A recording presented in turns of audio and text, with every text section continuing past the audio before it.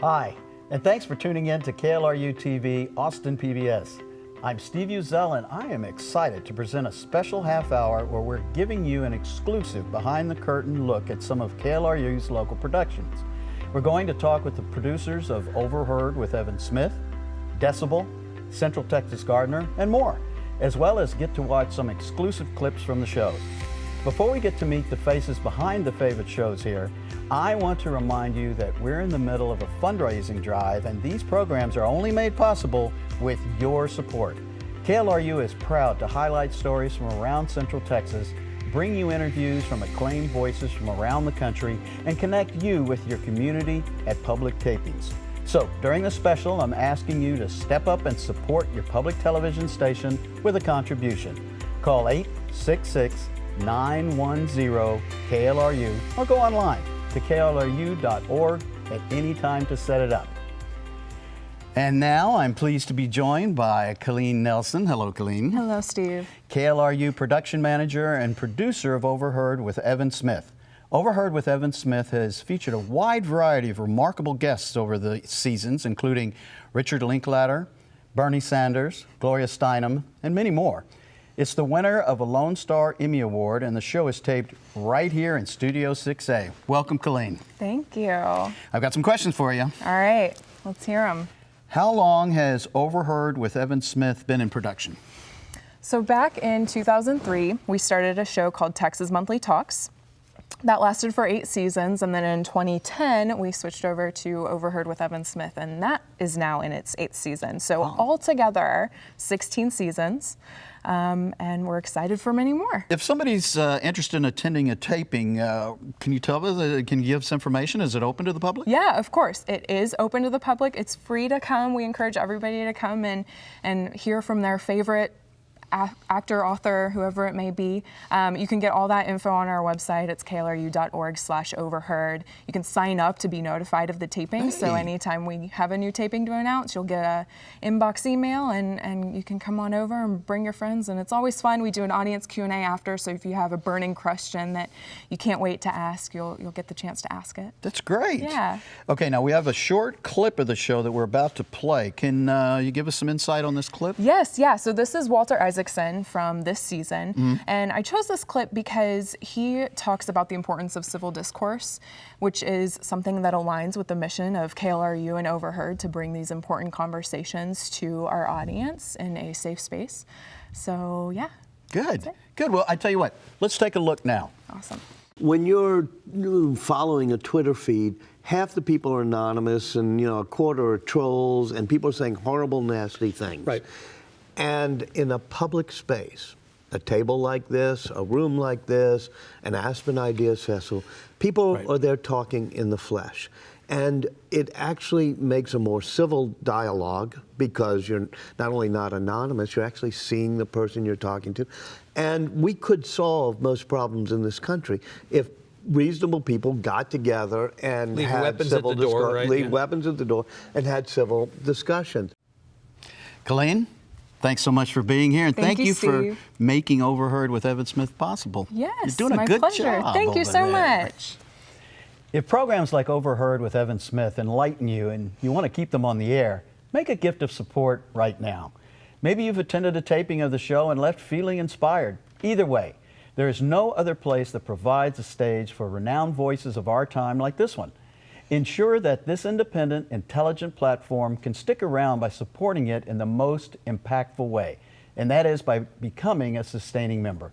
You pick the amount that works for you, and once you set it up, automatically makes your gift every month. Then sit back and feel proud that you make your favorite shows possible. Hi, I'm Evan Smith, and I want to remind you that Overheard and all the wonderful programs on KLRU are made possible by viewers like you. Your support ensures that independent, non-commercial content has a place on the airwaves. Thanks for watching, and thanks for supporting public media. Hi, and thanks for joining us in this special look at KLRU's local productions. We are so excited that you enjoy the productions that come out of this public television station. And I want to remind you that these shows cost money to make. If you value this commercial-free place on the airwaves that spotlights the stories and issues that matter to Central Texans, I'm asking you to make a contribution to KLRU right now. Arts in Context is an art documentary series exploring the process of creation. It's won numerous Lone Star Emmy Awards and has been inspiring viewers with its stunning look at this town's creative voices, both in full episodes on air and shorts online. I'm joined by Arts in Context producer Christopher Kim. Welcome, Chris. Hey. Got a few questions for you. You ready? I'm ready. Looking at how beautiful the production value is, people want to, they're surprised at how small the AIC production team is. So I guess a lot of people wear different kind of hats. Could you talk about that a little bit? Yeah, so Arts in Context is produced entirely by myself and my producing partner, Juan Isaguirre, who's too shy to do this. But yeah, so we produce, we edit, we shoot everything ourselves. And of course, it's a station-wide effort. None of this would happen without the support and help of everyone in this building. But I think when people talk about the production value and the cinematic look of Arts in Context, what they're really responding to is the passion and excitement and curiosity that we put into the show. That's our guiding principle, is we just follow that instinct. And so that can be big decisions like, who are we following? Why are we following them? But also small decisions like Juan will occasionally say like, okay, for this scene, when I'm shooting this kind of footage, I'm only going to use this lens at this focal length. And then this other scene, I'm going to use this other lens at this other focal length. And it sounds nerdy, and it is nerdy. But the thing is, like that, all of that adds up to an emotional experience for the viewer. And that's what we're thinking about with every decision.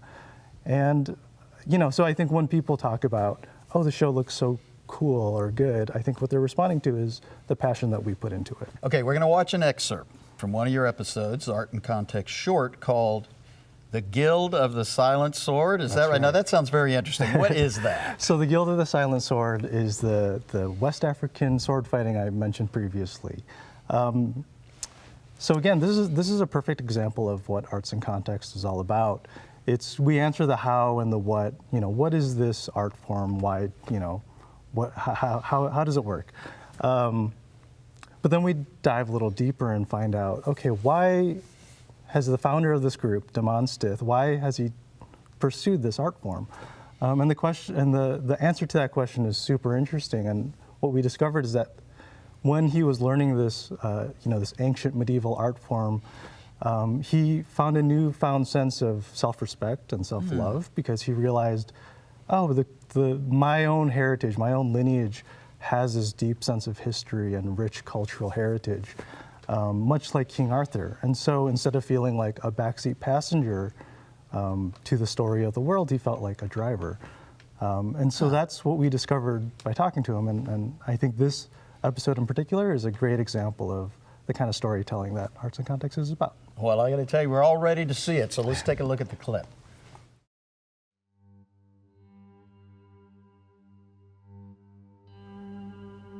When I was a youth, I remember our history books when we dealt with Africa was only a few paragraphs about how they didn't know anything, and then our history began as slaves in the United States. So I had no idea there were any major empires, kingdoms, or cities, or cultures in Africa. The image that I had as a youth was Africa was this place of, backward savages, and that if it wasn't for Europeans and Christianity, we wouldn't have had any culture or any history.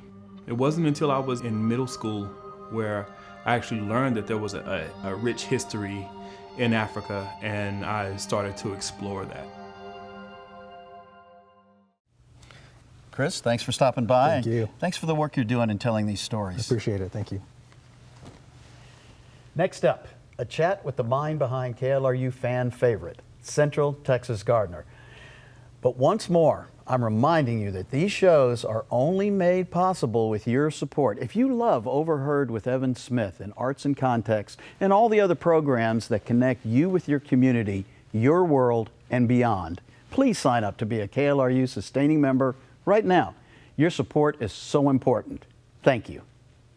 I'm Kevin Michael Foster, creator of Blackademics Television on KLRU and PBS stations nationwide.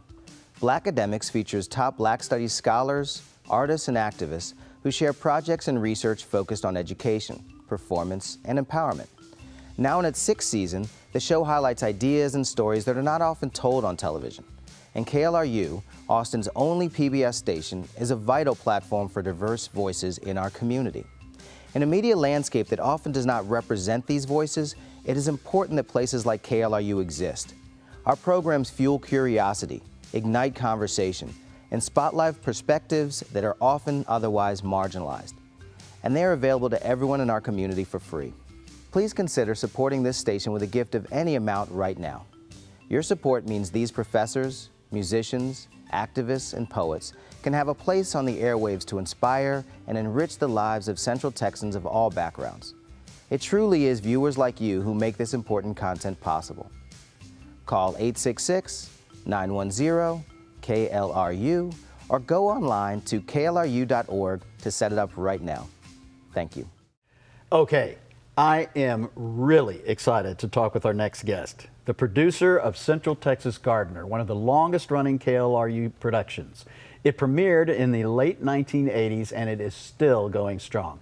In fact, it is now distributed around the country to more than 20 stations and 8 states air the program.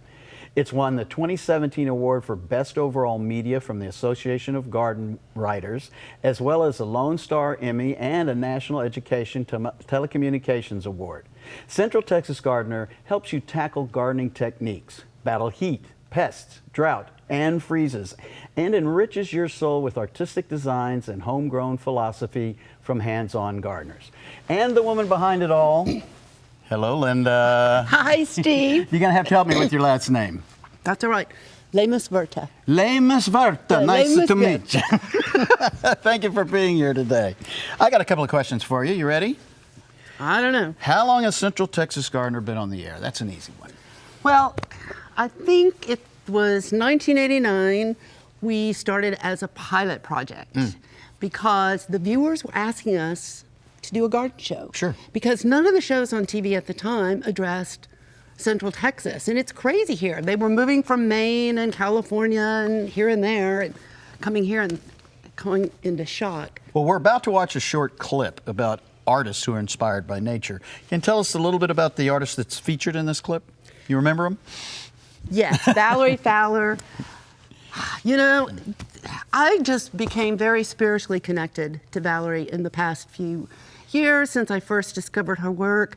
The crew and I were taping at the Georgetown Arts Center on an exhibit called Botanicals. It was all by women and how they interpret nature in all their different ways. Every single one of them was just wonderful. But Valerie struck a chord with us, and she's here in Austin. So we went to meet with her, and she told us about her journey as an artist. And her journey as an artist grew and changed over time, just as ours do as gardeners, or as human beings, really. And part of her journey changed when she became a parent. And she was with her children on the ground. And you know how children are, they're gonna turn over every little rock. And so she started engaging with nature in a very intimate way. And so she started incorporating that into her artwork. I can tell you this is going to be fascinating. So let's take a look at the clip right now. I took pictures of a bunch of agaves that are in this neighborhood, in Travis Heights neighborhood, and they are all twisting, and they were planted really close together, so they were all kind of trying to fight for space. And I loved the way they were twisting so much. I really wanted it to look like the plants and the rocks were animated. And that's why it's called Saturday Morning Cartoons, because I was thinking of the old Roadrunner cartoons, but I didn't want to put animals in. I wanted the plants and the rocks to be characters. I always wanted to be a painter, which was really unrealistic, but I've always done it. I worked a whole lot of odd jobs for the first 11 or 12 years after graduating. What led her back to painting and a switch to botanical interpretation? That came sort of indirectly because I became a mom. I was sort of homebound and got into gardening, and I had toddlers, and I wanted to get back into painting, but I didn't even have a studio. My husband built me a studio. When I went back to painting, I dropped drawing the figure, painting the figure, because all around me was this gardening. Linda, I want to thank you for encouraging and entertaining and enlightening Central Texas gardeners for so many years. Thank you for your work. Thank you, and I'll be calling on you for advice. Oh, yeah, it's a wrong number, I'll tell you. We have more ahead with KLRU's local production, so don't go anywhere. I do want to take a moment to thank everyone who has called to make a gift during this special half hour. You make all these wonderful programs possible for all your neighbors in Central Texas. What's that? You haven't gotten around to setting up your gift yet? Well, now is the time. Your monthly gift of any amount says yes to these shows. It says you value this place for commercial-free public television in your community. It's so quick to set up. Go online to klru.org or call 866-910-KLRU right now. When you become a KLRU sustaining member, you not only support quality television, you bring joy to Central Texas households who rely on KLRU's trusted, non-commercial content. And right now, when you become a sustainer with an ongoing monthly gift of only $10, you get the new KLRU baseball tee. This stylish retro t-shirt will let everyone know that you are protecting local public media now and into the future. Support your favorite PBS station here in Austin with your contribution of $10 a month and get the tee right now by signing up at klru.org or by calling 866-910-KLRU. Thank you. Hi, and thanks for tuning in to KLRU. I'm Steve Uzel, taking you on a very special behind-the-scenes look at the acclaimed local productions made right here at KLRU. Now, my next guest is telling the important stories of unsung or hidden heroes here in Texas. It took until June 19, 1865 to end slavery in Texas and the United States. And the anniversary of that day, also known as Juneteenth, is celebrated as a holiday.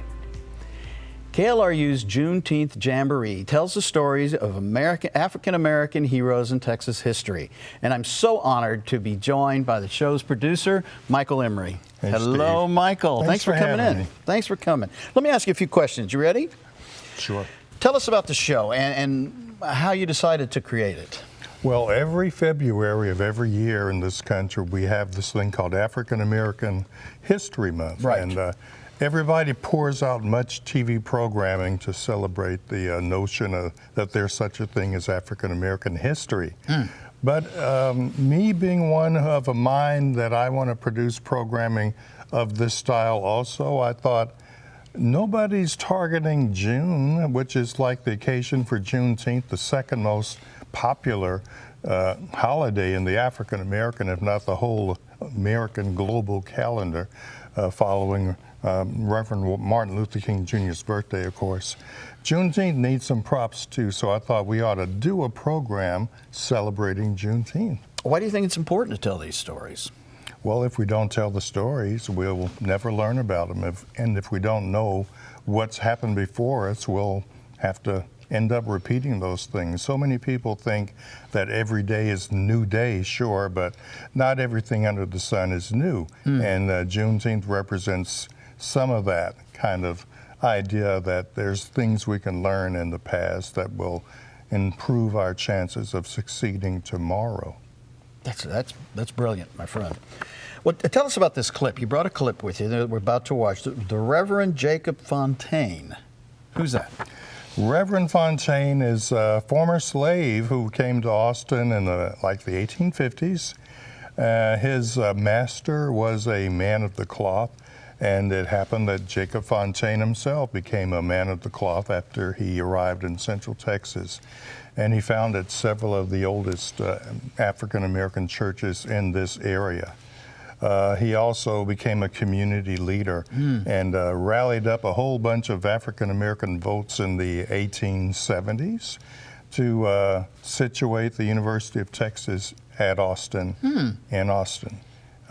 Whereas it could have been voted statewide to be built in Dallas or Waco, anywhere else, but with the help of the African-American vote that Reverend Fontaine marshaled, it's in Austin. Michael, thanks for coming by, and I want to thank you for shining a light on some unsung heroes and giving us a look at history of fascinating Texas events. Well, history is in all of us, but we are living for the moment. Thank you for what you're doing. Thanks for having me. Shows like Juneteenth Jamboree tell the stories that are not often told on television. Do you value a place that tells the stories of people like Jacob Fontaine and other hidden heroes at the foundation of the town we live in? Especially for a reason with more new people moving to it than ever before. a resource for newcomers to learn about the rich history of Texas that often gets left out of history books seems even more important. Please ensure that these stories can continue to be told. KLRU TV, Austin PBS, is completely community supported, so we need your contributions to exist. It's only because our viewers come together to support KLRU that you can watch your favorite shows every single day. Hi, I'm Barbara Morgan, Executive Director of the Austin Film Festival and creator of On Story. On Story began as a rich archive, and KLRU gave us the opportunity to present that look inside the creative process from today's leading writers, creators, and filmmakers. Now in its 8th season, it has become a much-loved glimpse behind the curtain for film lovers, actors, and writers alike. One of the greatest gifts On Story got was KLRU giving us a platform to be seen on the national stage through its relationship with PBS. Independent media is a vibrant part of the greater Austin area, and KLRU is such an important platform for telling these stories. If you value a place on television for inspiring and enriching content, please consider making a contribution to KLRU. Your support makes it possible to air programs like On Story, plus all the other independent documentaries, arts and culture programming, and humanities content that you love. Thank you for supporting independent media and for keeping KLRU TV Austin PBS a vibrant space for the arts in our community. Hi and welcome back. I'm Steve Uzel and so thankful to everyone who has stood up for public television during this special. It is important now more than ever to protect a place on the airwaves with content that is independent and commercial free. PBS ranks #1 in trust for Americans, and it's for a reason. If you rely on KLRU for trusted news and public affairs programming, please sign up to be a sustaining member right now to ensure that this content can stick around. Thank you. Now I'm so excited to talk about KLRU's newest production, Decibel.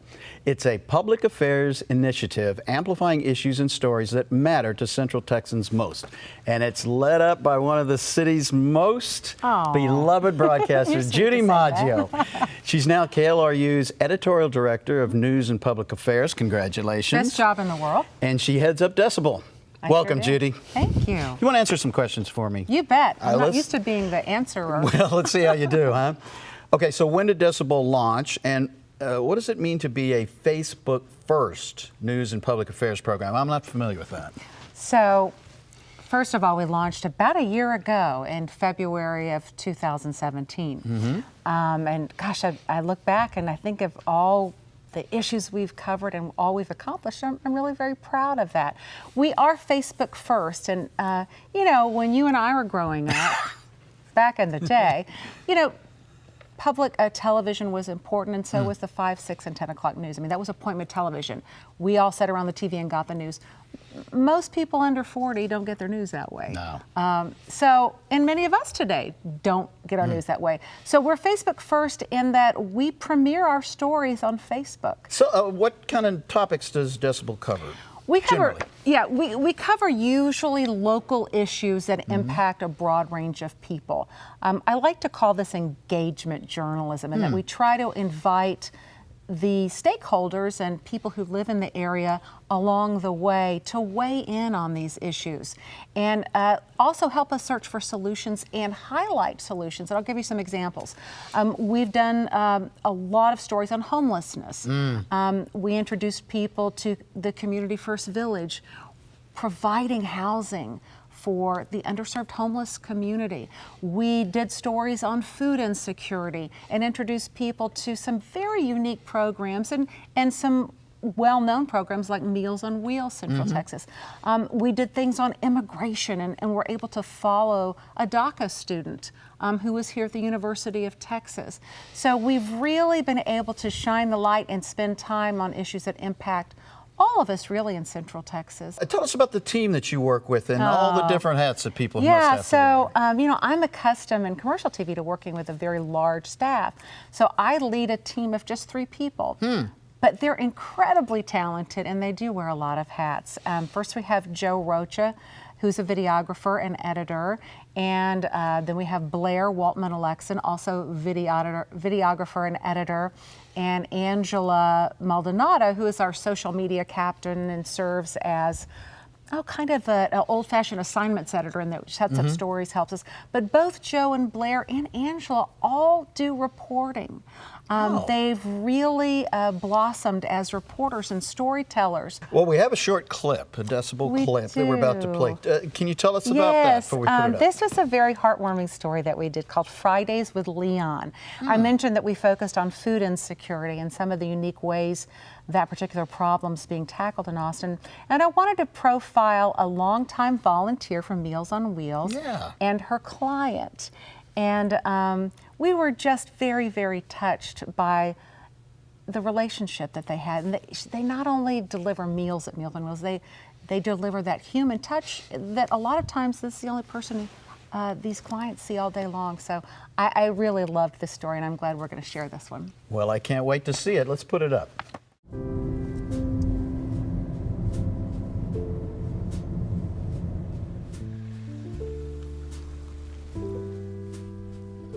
Dana is closer to me than even my children, probably. Hi. How's it going? We're just fine, thanks. Good. I can talk with her and ask her about her kids and what her plans are and what she's going to be involved in this next week. Here you go. Thank you. All right. Hot meal and there's your cold meal. Thank you very much. Thank you. Bye. Bye. We've been through deaths and births and pets and illnesses. To be able to share experiences with someone, you know, makes it where we don't have to carry our burdens ourselves. My goodness, just the friendship that someone is concerned about you. This is an amazing community, and I am so glad that you and your Decibel team are telling these stories. I'm honored to do it. This is what I've been dreaming of doing my entire career, and I'm finally, towards the end of my career, able to tell these kinds of stories, Well, and I'm enjoying it thoroughly. Well, keep up the good work. Thank you, Thank you so much for Steve. coming by. Thank you. And thank you for watching. KLRU is so proud to air shows that tell the stories that matter to you and to bring Central Texas to the world by distributing these shows to PBS stations around the country. If you love all the local shows like Overheard with Evan Smith, The Day Tripper, Central Texas Gardener, and more, please do your part by making a gift right now. Quite simply, viewer support is the lifeblood of KLRU. It is only financially possible to create and air these shows because of the contributions of over 22,000 individuals in the community. Be one of these individuals. Every single gift, no matter how much, makes an impact.